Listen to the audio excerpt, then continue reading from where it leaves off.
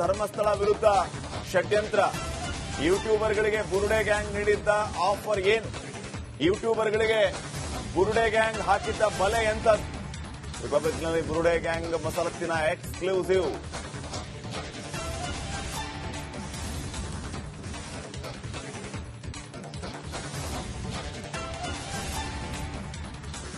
ಯೂಟ್ಯೂಬರ್ಗಳಿಗೂ ಗಾಳ ಹಾಕಿದ್ದ ಈ ಬಿ ಗ್ಯಾಂಗ್.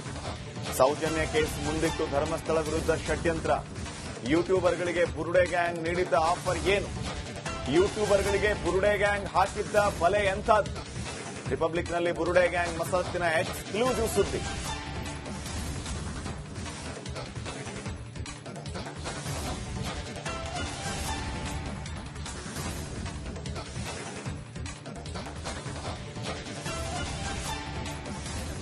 ಧರ್ಮಸ್ಥಳ ಶವಗಳನ್ನು ಹೂತಿಟ್ಟ ಪ್ರಕರಣಕ್ಕೆ ಸಂಬಂಧಪಟ್ಟಂತೆ ಸಾಮಾಜಿಕ ಜಾಲತಾಣಗಳಾಗಿರಬಹುದು ಅಥವಾ ಮೇನ್ ಸ್ಟ್ರೀಮ್ ಮೀಡಿಯಾಗಳಾಗಿರಬಹುದು ಸಾಕಷ್ಟು ವಿಚಾರಗಳು ಬರ್ತಾ ಇದ್ದಾವೆ. ದಿನಕ್ಕೊಂದು ತಿರುವನ್ನ ಪಡೆದುಕೊಳ್ತಾ ಇದೆ. ಇದರ ನಡುವೆ ಇದೀಗ ಧರ್ಮಸ್ಥಳ ಪರವಾಗಿ ವಿಡಿಯೋ ಮಾಡಿದ್ರೆ ನಿಮಗೆ ಅಷ್ಟು ಅಮೌಂಟ್ ಅನ್ನು ಕೊಡ್ತೀನಿ, ಧರ್ಮಸ್ಥಳ ವಿರೋಧವಾಗಿ ಒಂದು ವಿಡಿಯೋ ಮಾಡಿದ್ರೆ ಇಷ್ಟು ಅಮೌಂಟ್ ಅನ್ನು ಕೊಡ್ತೀವಿ, ಹೀಗೆ ಸಾಕಷ್ಟು ವಿಚಾರಗಳು ಬರ್ತಾ ಇದ್ದಾವೆ ಇದರ ನಡುವೆ. ಸೊ ಹಾಗಾಗಿ ಇದರ ಬಗ್ಗೆ ಕೂಲಂಕುಷವಾಗಿ ಮಾತನಾಡೋದಕ್ಕೆ ಪತ್ರಕರ್ತರಾದಂತಹ ಮಂಜುನಾಥ್ ಅವರು ಇವತ್ತು ನಮ್ಮ ಕಚೇರಿಯಲ್ಲಿದ್ದಾರೆ. ಯೂಟ್ಯೂಬರ್ಸ್ ಇವತ್ತು ಏನ್ ಮಾಡ್ತಾ ಇದಾರೆ, ಧರ್ಮಸ್ಥಳದ ವಿರುದ್ಧವಾದಂತಹ ಷಡ್ಯಂತ್ರದಲ್ಲಿ ಏನೇನೆಲ್ಲ ಮಾಡ್ತಾ ಇದಾರೆ ಅಂತ ನೀವು ನೋಡ್ತಾ ಇದ್ದೀರಾ. ನಂಗೆ ಸತ್ಯ ಅಂತ ಅನ್ಸುತ್ತೆ ಅಂತ ನಾನು ಯಾಕಂತಂದ್ರೆ ಅಂದೆ ಅಂತ ಹೇಳಿದ್ರೆ, ಅವರ ಚಾನಲ್ ನಲ್ಲಿ ಅಪ್ಲೋಡ್ ಆಗಿರುವಂತಹ ವಿಡಿಯೋಗಳನ್ನ ನೀವು ನೋಡಿದ್ರೆ ಕ್ಲೀನ್ ಆಗಿ ಗೊತ್ತಾಗೋಗುತ್ತೆ ಇವ್ರು ಷಡ್ಯಂತ್ರ ಮಾಡ್ತಾ ಇದಾರೆ ಅಂತ ಹೇಳ್ಬಿಟ್ಟು. ಇದೇ ಸುಜಾತಾ ಭಟ್ ಅವ್ರ ಇಂಟರ್ವ್ಯೂನ ಇದೇ ಯೂಟ್ಯೂಬರ್ಸ್ಗಳು ಯಾರೆಲ್ಲ ಯೂಟ್ಯೂಬರ್ಗಳು ಕರ್ಕೊಂಬಂದು ಕೂರ್ಸಿದ್ರು ಮಾಡಿದ್ರು, ಹಿಂಗಿಂಗೆ ಆಗಿದೆ ಅಂತ ಕತೆ ಕಟ್ಟಿದ್ರು. ಬಟ್ ಅದು ಸುಳ್ಳು ಅಂತ ಗೊತ್ತಾಯ್ತು. ಸುಳ್ಳು ಅಂತ ಗೊತ್ತಾದ್ಮೇಲೆ ಯಾವ ಯೂಟ್ಯೂಬರ್ ಹೇಳಿದಾನೆ? ಇದೇ SIT ಗ್ರಿಲ್ ಏನ್ ನಡೆಸ್ತಾ ಇದೆ, ತನಿಖೆ ನಡೆಸ್ತಾ ಇದೆ, ಅಭಿಷೇಕ್ ಯುನೈಟೆಡ್ ಮೀಡಿಯಾ ಅಭಿಷೇಕ್, ಅವನ ಚಾನಲ್ ನಲ್ಲೂ ಸುಜಾತಾ ಭಟ್ ವಿಡಿಯೋ ಪ್ರಸಾರ ಆಗಿತ್ತು. ಅವ್ರ ಕತೆ ಹೇಳಿದ್ರು. ಆದ್ರೆ ಅದಕ್ಕೆ ಸಂಬಂಧಪಟ್ಟಂಗೆ ಆತ ಕ್ಲಾರಿಟಿನೇ ಕೊಟ್ಟಿಲ್ಲ ಟಿಲ್ ಟುಡೇ. ಅದ್ರ ಜೊತೆಗೆ ಕುಡ್ಲಾ ರಾಂಪೇಜ್ ಅವರು ಕೂಡ ಕ್ಲಾರಿಟಿ ಕೊಟ್ಟಿಲ್ಲ. ಆ ಕೇಸು ಸುಳ್ಳೋ ನಿಜಾನೋ ಹೇಳು, ಪ್ರಪಂಚದ ಮುಂದೆ ನೀವೆಲ್ಲ ಬಿಚ್ಚಿಟ್ಬಿಟ್ರಿ ಬಿಡಿ. ಸುಜಾತಾ ಭಟ್ ಕೇಸು ಅನನ್ಯ ಭಟ್ ಅನ್ನೋದಿಲ್ಲ ಅನ್ನೋದು ಬಿಚ್ಚಿಟ್ಬಿಟ್ರು. ಆದ್ರೂ ಕೂಡ ಅವ್ರ ಚಾನಲ್ಗಳಲ್ಲಿ ಬಂದಿದ್ದನ್ನ ಸುಳ್ಳು ಅಂತ ಒಪ್ಕೊಳ್ಳಲ್ಲ. ಈಗ ಫಾರ್ ಎಕ್ಸಾಂಪಲ್ ನಾವಾದ್ರೂ ಆಯ್ತು, ನೀವಾದ್ರೂ ಆಯ್ತು, ಏನಾದ್ರು ಒಂದು ಸುಳ್ಳು ಸುದ್ದಿನ ಪ್ರಸಾರ ಮಾಡಿದ್ರೆ ಅದಕ್ಕೆ ಒಂದು ಕ್ಲಾರಿಫಿಕೇಶನ್ ಅನ್ನ ನಾಳೆ ಅಥವಾ ಕೊಟ್ಬಿಡ್ತೀವಿ ಪಟ್ಟಂತ. ಇದು ಸುಳ್ಳು ಸುದ್ದಿ, ಮಿಸ್ಲೀಡ್ ಆಗಕ್ಕೆ ಹೋಗ್ಬಿಡಿ ಅಂತ ಹೇಳ್ಬಿಟ್ಟು ಅವ್ರು ಇವತ್ತರೆಗೂ ಕೊಟ್ಟಿಲ್ಲ ಅಂತಂದ್ರೆ ಅರ್ಥ ಏನು? ಇಲ್ಲ ವಿಡಿಯೋ ಡಿಲೀಟ್ ಮಾಡ್ಬೇಕಿತ್ತು, ಇಲ್ಲ ಆ ವಿಡಿಯೋಗೆ ಒಂದು ಕ್ಲಾರಿಫಿಕೇಶನ್ ಕೊಡ್ಬೇಕಾಗಿತ್ತು. ಅವ್ರು ಎರಡನ್ನೂ ಮಾಡಿಲ್ಲ ಅಂದ್ರೆ ಅರ್ಥ ಏನು ಅಂದ್ರೆ ಫಂಡಿಂಗ್ ಆಗಿದೆ, ಫಂಡಿಂಗ್ ಆಗ್ತಾ ಇದೆ. ಹಂಗಾಗಿ ಮೋಸ್ಟ್ಲಿ ಅವರು ಅದನ್ನ ಡಿಲೀಟ್ ಮಾಡಿರ್ಲಿಕ್ಕಿಲ್ಲ ಅನ್ನೋದು ನನಗೆ ಬಂದಿರುವಂತ ಡೌಟ್. ದುಡ್ಡಿನ ಆಫರ್ ಬಿಡಿ, ಈಗ ಸಮೀರ್ದು ಫಸ್ಟ್ ವಿಡಿಯೋ ಬರುತ್ತೆ. ಫಸ್ಟ್ ವಿಡಿಯೋ ಬಂದಾಗ ಇವತ್ತು ನೀವು ನೋಡ್ತಿರ್ತೀರಾ ಸಾಕಷ್ಟು ಜನ ಟ್ರೋಲ್ ಆಗ್ತಾ ಇದಾರೆ. ಪಾಪ ಅದರಲ್ಲಿ ನನ್ನ ಸ್ನೇಹಿತ ಮಧುಗೌಡ ಇದ್ದಾರೆ, ಅದ್ರ ಜೊತೆಗೆ ತೇಜಸ್ ಅಂತ ಇದ್ದಾರೆ, ಆಮೇಲೆ ಮೋಟೋ ವ್ಲಾಗ್ ಮಾಡುವಂತಹ DV ಅಂತಿದ್ದಾರೆ. ಇವರೆಲ್ಲ ಬೇರೆ ಬೇರೆ ಕೆಟಗರಿಯ ಯೂಟ್ಯೂಬರ್ಸ್ಗಳು.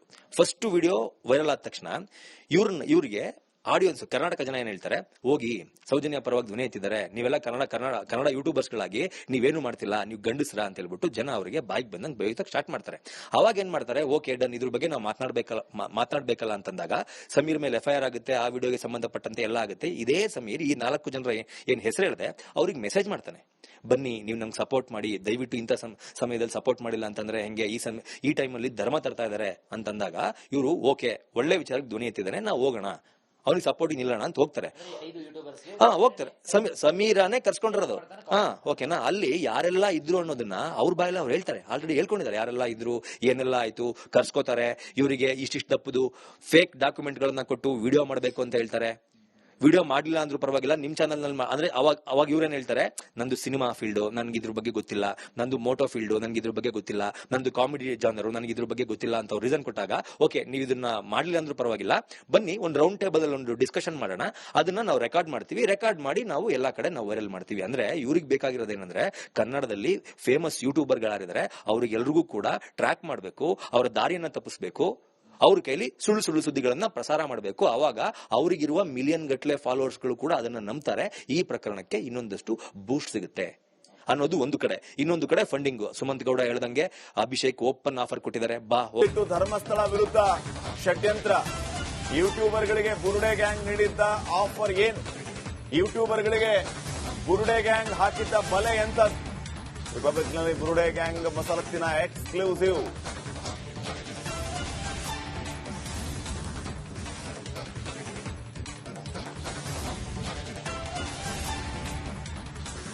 ಯೂಟ್ಯೂಬರ್ಗಳಿಗೂ ಗಾಳ ಹಾಕಿದ್ದ ಈ ಬಿ ಗ್ಯಾಂಗ್.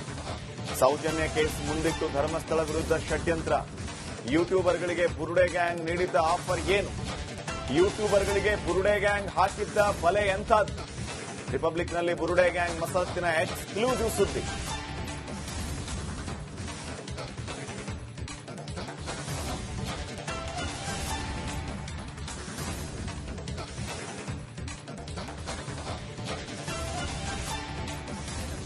ಧರ್ಮಸ್ಥಳ ಶವಗಳನ್ನ ಹೂತಿಟ್ಟ ಪ್ರಕರಣಕ್ಕೆ ಸಂಬಂಧಪಟ್ಟಂತೆ ಸಾಮಾಜಿಕ ಜಾಲತಾಣಗಳಾಗಿರಬಹುದು ಅಥವಾ ಮೇನ್ ಸ್ಟ್ರೀಮ್ ಮೀಡಿಯಾಗಳಾಗಿರಬಹುದು ಸಾಕಷ್ಟು ವಿಚಾರಗಳು ಬರ್ತಾ ಇದ್ದಾವೆ, ದಿನಕ್ಕೊಂದು ತಿರುವನ್ನ ಪಡೆದುಕೊಳ್ತಾ ಇದೆ.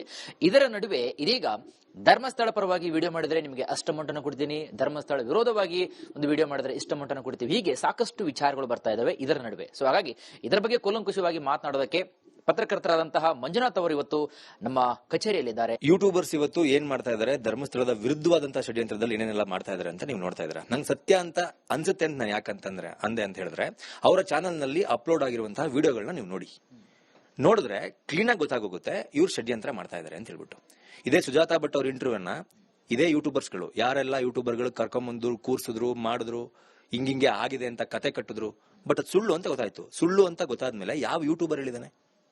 ಇದೇ SIT ಗ್ರಿಲ್ ಏನ್ ನಡೆಸ್ತಾ ಇದೆ, ತನಿಖೆ ನಡೆಸ್ತಾ ಇದೆ, ಅಭಿಷೇಕ್ ಯುನೈಟೆಡ್ ಮೀಡಿಯಾ ಅಭಿಷೇಕ್ ಅವನ ಚಾನಲ್ ನಲ್ಲೂ ಸುಜಾತಾ ಭಟ್ ವಿಡಿಯೋ ಪ್ರಸಾರ ಆಗಿತ್ತು, ಅವ್ರ ಕತೆ ಹೇಳಿದ್ರು. ಆದ್ರೆ ಅದಕ್ಕೆ ಸಂಬಂಧಪಟ್ಟಂಗೆ ಆತ ಕ್ಲಾರಿಟಿನೇ ಕೊಟ್ಟಿಲ್ಲ ಟಿಲ್ ಟುಡೇ. ಅದ್ರ ಜೊತೆಗೆ ಕುಡ್ಲಾ ರಾಂಪೇಜ್ ಅವರು ಕೂಡ ಕ್ಲಾರಿಟಿ ಕೊಟ್ಟಿಲ್ಲ. ಆ ಕೇಸು ಸುಳ್ಳೋ ನಿಜಾನೋ ಹೇಳು, ಪ್ರಪಂಚದ ಮುಂದೆ ನೀವೆಲ್ಲ ಬಿಚ್ಚಿಟ್ಬಿಟ್ರಿ ಬಿಡಿ. ಸುಜಾತಾ ಭಟ್ ಕೇಸು ಅನನ್ಯ ಭಟ್ ಅನ್ನೋದಿಲ್ಲ ಅನ್ನೋದು ಬಿಚ್ಚಿಟ್ಬಿಟ್ರು. ಆದ್ರೂ ಕೂಡ ಅವ್ರ ಚಾನಲ್ಗಳಲ್ಲಿ ಬಂದಿದ್ದನ್ನ ಸುಳ್ಳು ಅಂತ ಒಪ್ಕೊಳ್ಳಲ್ಲ. ಈಗ ಫಾರ್ ಎಕ್ಸಾಂಪಲ್ ನಾವಾದ್ರೂ ಆಯ್ತು, ನೀವಾದ್ರೂ ಆಯ್ತು, ಏನಾದ್ರು ಒಂದು ಸುಳ್ಳು ಸುದ್ದಿನ ಪ್ರಸಾರ ಮಾಡಿದ್ರೆ ಅದಕ್ಕೆ ಒಂದು ಕ್ಲಾರಿಫಿಕೇಶನ್ ಅನ್ನ ನಾಳೆ ಅಥವಾ ಕೊಟ್ಬಿಡ್ತೀವಿ ಪಟ್ಟಂತ. ಇದು ಸುಳ್ಳು ಸುದ್ದಿ, ಮಿಸ್ಲೀಡ್ ಆಗಕ್ಕೆ ಹೋಗ್ಬಿಡಿ ಅಂತ ಹೇಳ್ಬಿಟ್ಟು ಅವ್ರು ಇವತ್ತರೆಗೂ ಕೊಟ್ಟಿಲ್ಲ ಅಂತಂದ್ರೆ ಅರ್ಥ ಏನು? ಇಲ್ಲ ವಿಡಿಯೋ ಡಿಲೀಟ್ ಮಾಡ್ಬೇಕಿತ್ತು, ಇಲ್ಲ ಆ ವಿಡಿಯೋಗೆ ಒಂದು ಕ್ಲಾರಿಫಿಕೇಶನ್ ಕೊಡ್ಬೇಕಾಗಿತ್ತು. ಅವ್ರು ಎರಡನ್ನೂ ಮಾಡಿಲ್ಲ ಅಂದ್ರೆ ಅರ್ಥ ಏನು ಅಂದ್ರೆ ಫಂಡಿಂಗ್ ಆಗಿದೆ, ಫಂಡಿಂಗ್ ಆಗ್ತಾ ಇದೆ, ಹಂಗಾಗಿ ಮೋಸ್ಟ್ಲಿ ಅವರು ಅದನ್ನ ಡಿಲೀಟ್ ಮಾಡಿರ್ಲಿಕ್ಕಿಲ್ಲ ಅನ್ನೋದು ನನಗೆ ಬಂದಿರುವಂತ ಡೌಟ್. ದುಡ್ಡಿನ ಆಫರ್ ಬಿಡಿ, ಈಗ ಸಮೀರ್ದು ಫಸ್ಟ್ ವಿಡಿಯೋ ಬರುತ್ತೆ. ಫಸ್ಟ್ ವಿಡಿಯೋ ಬಂದಾಗ ಇವತ್ತು ನೀವು ನೋಡ್ತಿರ್ತೀರಾ ಸಾಕಷ್ಟು ಜನ ಟ್ರೋಲ್ ಆಗ್ತಾ ಇದಾರೆ. ಪಾಪ ಅದರಲ್ಲಿ ನನ್ನ ಸ್ನೇಹಿತ ಮಧುಗೌಡ ಇದ್ದಾರೆ, ಅದ್ರ ಜೊತೆಗೆ ತೇಜಸ್ ಅಂತ ಇದ್ದಾರೆ, ಆಮೇಲೆ ಮೋಟೋ ವ್ಲಾಗ್ ಮಾಡುವಂತಹ DV ಅಂತಿದ್ದಾರೆ.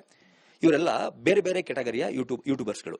ಫಸ್ಟ್ ವಿಡಿಯೋ ವೈರಲ್ ಆದ ತಕ್ಷಣ ಇವ್ರಿಗೆ ಆಡಿಯನ್ಸ್ ಕರ್ನಾಟಕ ಜನ ಏನ್ ಹೇಳ್ತಾರೆ, ಹೋಗಿ ಸೌಜನ್ಯ ಪರವಾಗಿ ಧ್ವನಿ ಎತ್ತಿದ್ದಾರೆ, ನೀವೆಲ್ಲ ಕನ್ನಡ ಯೂಟ್ಯೂಬರ್ಸ್ಗಳಾಗಿ ನೀವೇನು ಮಾಡ್ತಿಲ್ಲ, ನೀವು ಗಂಡಸ್ರ ಅಂತ ಹೇಳ್ಬಿಟ್ಟು ಜನ ಅವರಿಗೆ ಬಾಯಿಗೆ ಬಂದಂಗೆ ಬೇಯೋದಕ್ಕೆ ಸ್ಟಾರ್ಟ್ ಮಾಡ್ತಾರೆ.